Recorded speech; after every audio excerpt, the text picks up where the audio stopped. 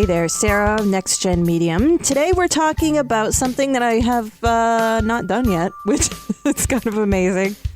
I make assumptions that people know what psychic is, because if they're searching for it, then they have awareness of it. And if they have an awareness of it, and they're searching for ways to discover theirs, then maybe I assume that they've already done their research in knowing what psychic is. So I started thinking about, well, maybe I should do something to define psychic so that you have in your brain what I have in my brain. So we're both on the same page.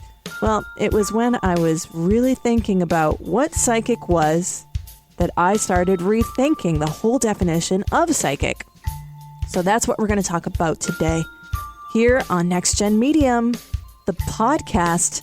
It's time to redefine the word psychic, and in a big way.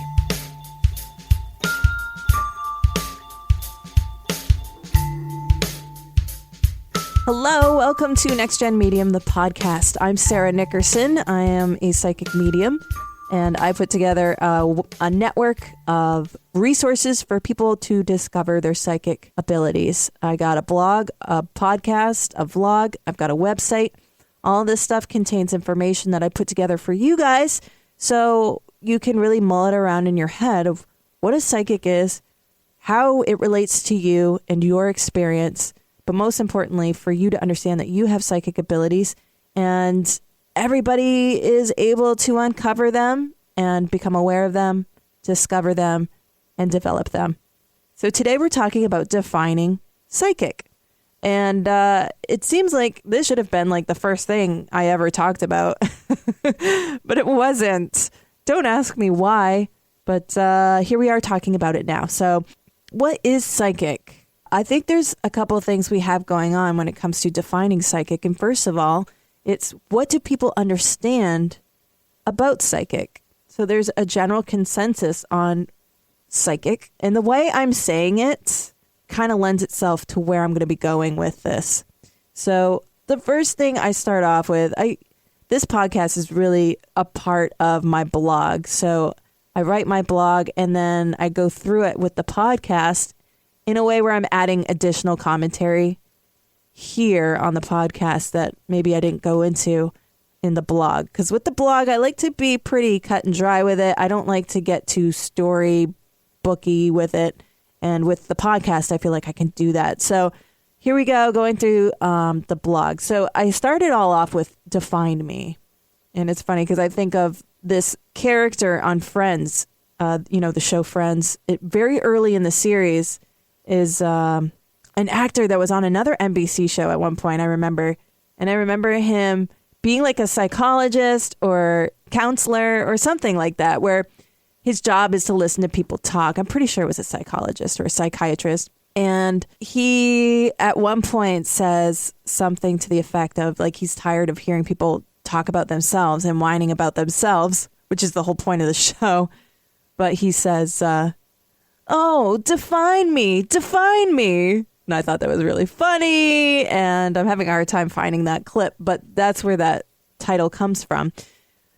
So that's the side story to that. But psychic, I'm getting better now that I've been writing about this and thinking about this thoroughly. What is psychic? And it's so hard not to say, what is a psychic? Do you see where I'm going with this? So it's hard to get out of the habit of saying psychic instead of a psychic. It sounds weird because we're so used to defining psychic as a particular person that has these skills that other people don't. And so this is the big way that I just want to be able to change this definition. There's more to the definition as well when I look at how I define it, which I get pretty general with it. So psychic, a person who is able to experience the world with non-physical senses, such as clairvoyance or claircognizance. That's just kind of a general thing that I came up with. So who cares about my definition, right? I may be a psychic medium, but who cares about my definition? What is the definition that people in general are using? I went to Wikipedia because that is information that is from the combined consciousness. You know what I mean? Like people from around the world go out of their way to go there to put definitions in, to make sense of the things that other people can't make sense of. So this is how it went down on Wikipedia. A psychic is a person who claims to use extrasensory perception, or ESP, to identify information hidden from the normal senses, particularly involving telepathy or clairvoyance, or who performs acts that are apparently inexplicable by natural laws.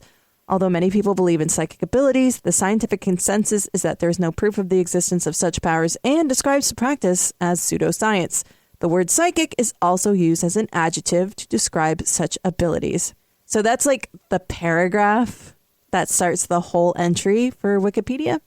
And of course, there's things in there that kind of already just piss me off because it's super skeptically written. I think it's hard for people to have a definition that's neutral because the whole notion challenges people of psychic abilities, which is fine.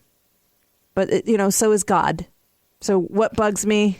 It's funny because I write about this in the blog. There's things I won't even entertain about this paragraph. This is me. There are things in this definition that I could entertain, such as, and I list off a bunch of things that irritated me about about this Wikipedia entry. But I ain't got time for nonsense. I took the time to write about it, but whatever. Okay, so what do I want to change about our general knowledge of psychic? This is what I want to change. Let's break her down.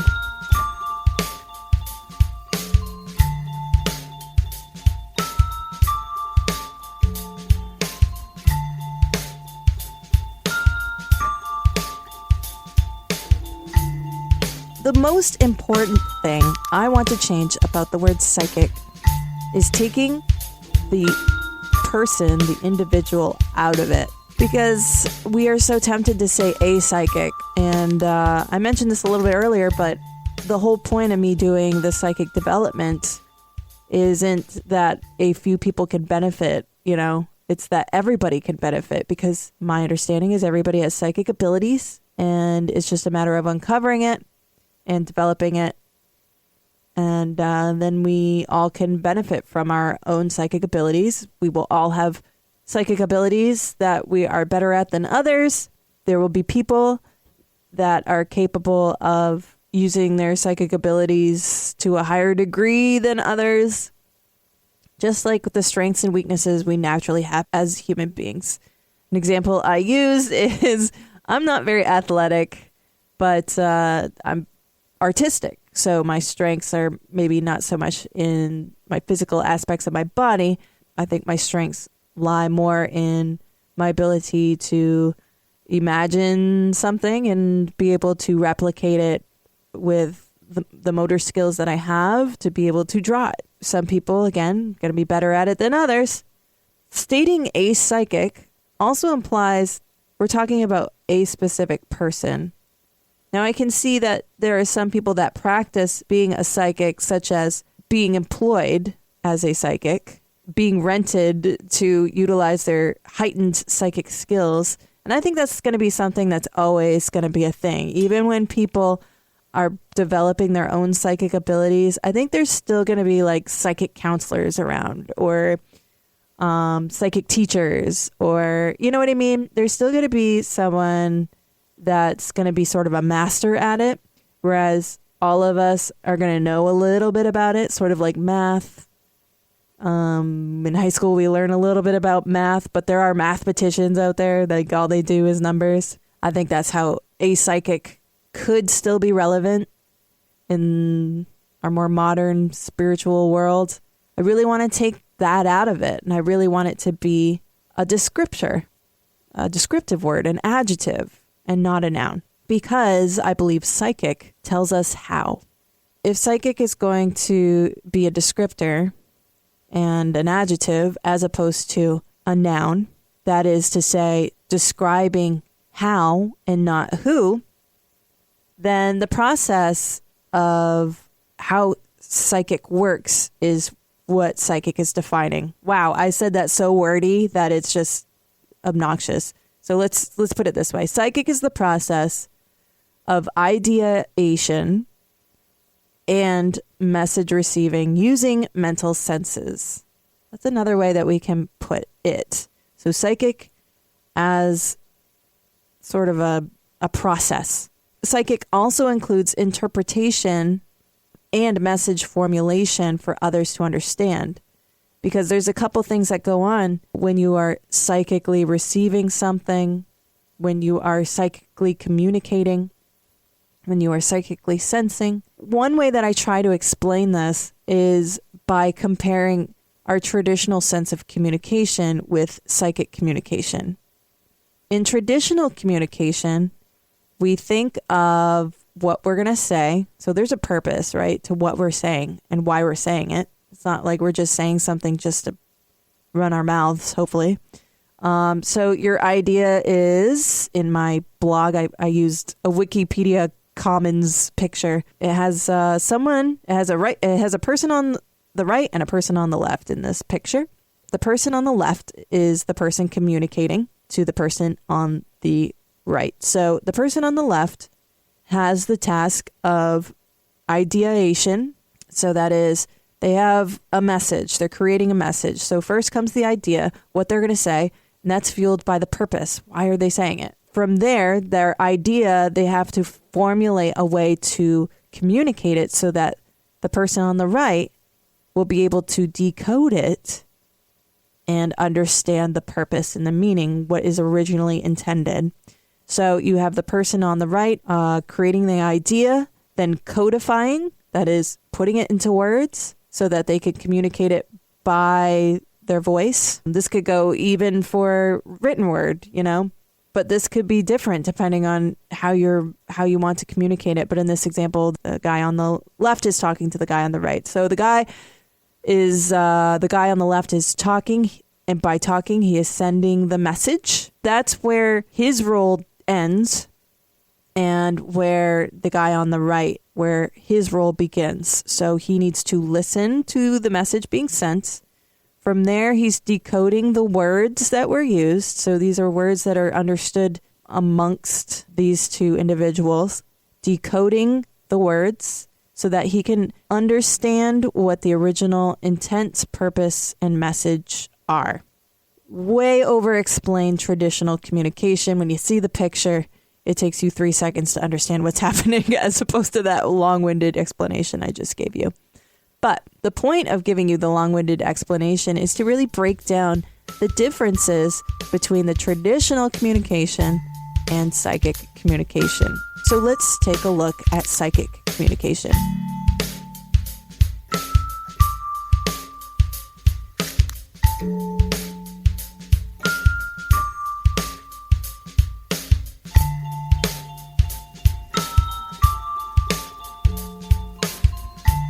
Psychic communication involves exactly what I just explained, but there are steps beforehand that are solely reliant on the person on the left. They are steps that happen before the ideation, codifying, all that. So when we look at the difference, we look at psychic communication actually starting with psychic impressions. Psychic impressions are gained through psychic senses. Psychic senses include clairvoyance, clairaudience, claircognizance. What are these meaning? This means the stuff you sense psychically by clear hearing, clear knowing, clear sensing.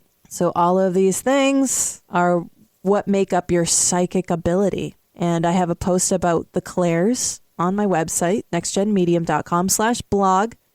And if you need definitions of those, clairvoyance is clear seeing. So that means you see imagery in your brain. It's influenced by the other communicator, the other person standing across from us in this example, another entity, another source of energy. Let's generalize it like that, because you can also pick up things psychically from spirits. There are plenty of times when I'm in my mediumship and I'm sitting with somebody across from me, a physical person, and I'm talking to an energy that is passed along that no longer has a body but is still around somehow. I can psychically pick up on that person. Not only can I communicate with this person, them telling me things, but I can also pick up things on the person that they may not, the disembodied energy, may not be intending to pass along to me, that I just pick up on. So just to make our explanation just a little more complicated, I do want to throw in there that it's another entity, not necessarily just a person in a body. Psychic communication starts with gaining psychic impressions through your psychic senses. From there, the psychic, here I am denoting a person as a psychic, the person in their psychic consciousness, maybe I could put it that way, the person gaining the psychic impressions, they have to figure out what it is they're receiving and what it means, which can be very tricky. That's why people fail at providing evidence as a psychic receiver, because there's so many factors involved, and that's just one of them. So if I'm receiving a tingling in my fingers, am I picking this up psychically because it means something to the person who's standing across from me? Is it a sensation that perhaps they are feeling? Is it a symbolic message of some sort? So when you break it down like that, then you can see why interpreting your psychic impressions can be pretty tricky and why it's pretty fallible. So from there, you got your person with their psychic impression.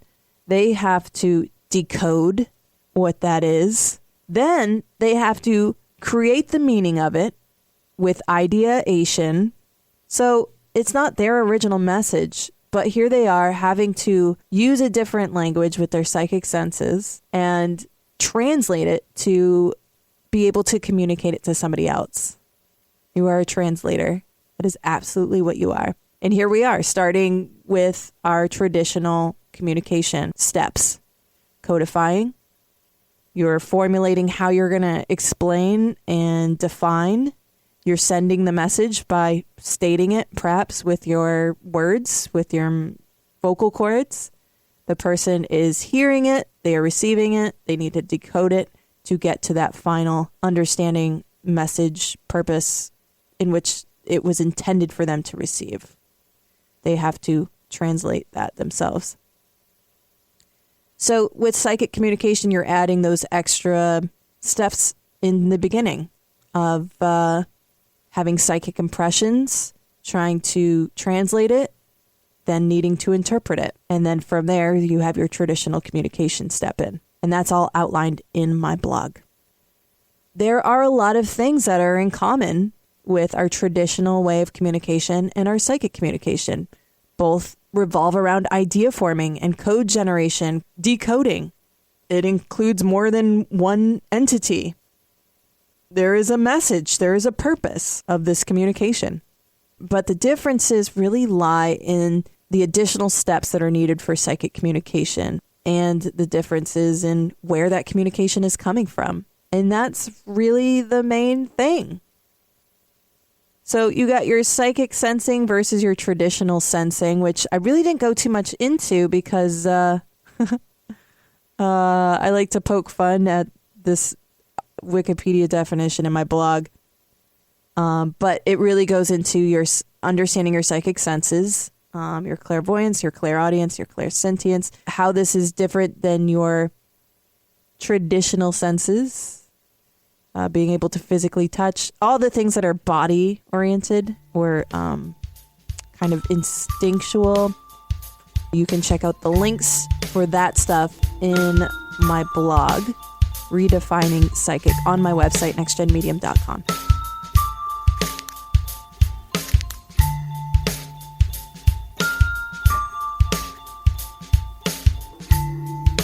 So one more thing I want to add about defining psychic is the purpose. What is purpose of psychic communication, of psychic sensing? And it all stems from where it originates within us. And that has to do with your higher being, your higher consciousness. You know, there's a lot of theory about yourself. There's actually 3 of you, and one of which is that basic animal self, your necessity-driven self, to maintain your host, your body, to feed it, to clothe it, to keep it warm, to keep it safe. Then second is your ego self, and this is building your Maslow's hierarchy. So above meeting your basic needs and really building confidence in yourself and your self-esteem to become smart and intelligent. And I like to think of this self as the brain-led self, the head-led self, because the third self is the heart-led self. And this is the self that has no ego and is all about, love and the highest being and the highest consciousness, which does not include ego. Ego is a lower state of mind. And so what is the purpose of psychic? It's to serve that highest state. And that means psychic is meant to heighten vibration of the conscious self for myself, but also for other people, for the whole, for everything that has consciousness, to raise it all, to raise consciousness in those that do not have consciousness. Another way you can look at a purpose of psychic is to aid in healing. And this goes along with heightened vibration, because healing can happen in a lot of ways. But either way, raising the vibration of somebody is a way of healing them. The purpose lies in raising the vibration, and I could just keep it at that. And that is the purpose of psychic.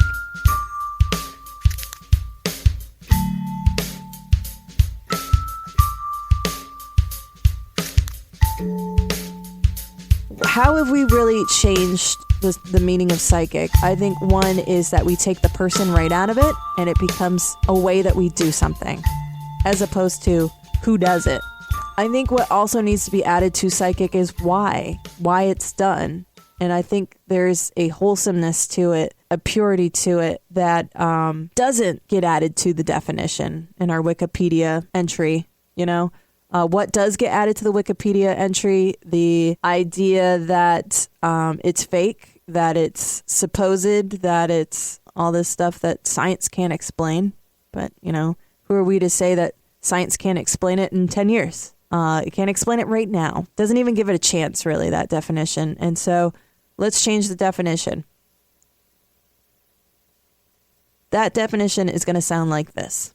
Psychic is the process of raising vibration by way of psychic sensing and communication.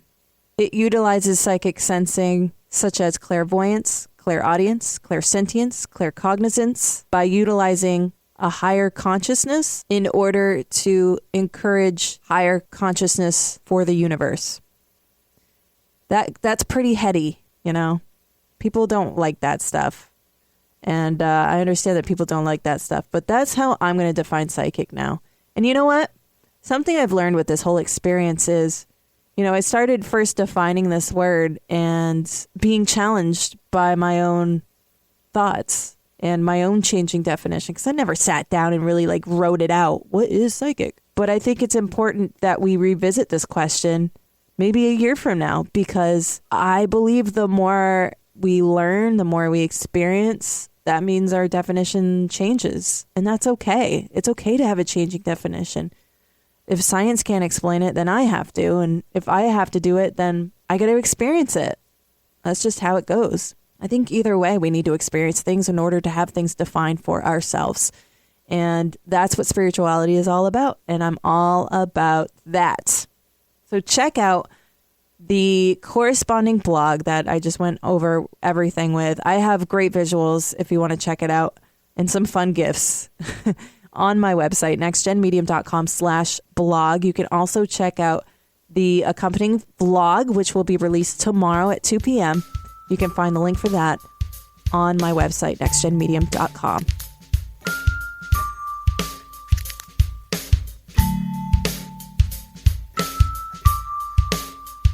So be sure to check out all the info on this week's topic, Redefining Psychic. on my website, nextgenmedium.com. And please stay connected through the blog, the vlog, the podcast. Put comments in. I want to hear what you guys have to say. I want to know what I've missed, what I need to touch on, what future topics could be.